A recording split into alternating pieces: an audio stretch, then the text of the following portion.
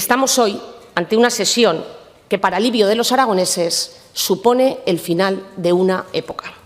Son los mismos aragoneses que, cuando piensen en usted, verán a alguien que solo se ha preocupado por usted.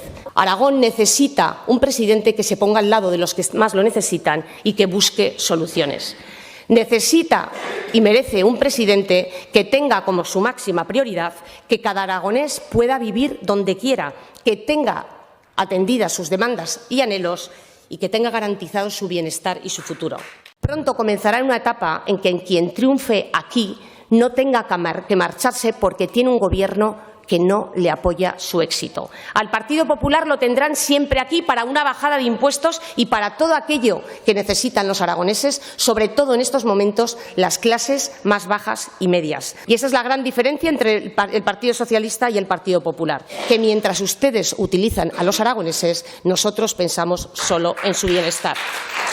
Y estamos ya pensando y deseando que llegue mayo para devolverles un futuro, para devolverles aquello que usted ha puesto en riesgo durante estos 8 años. Mire, señor Lambán, ser aragonés es un privilegio y es la forma más bella de sentirse español. Pero este privilegio, usted y el PSOE lo han convertido en un castigo. Gracias, señora Vaquero.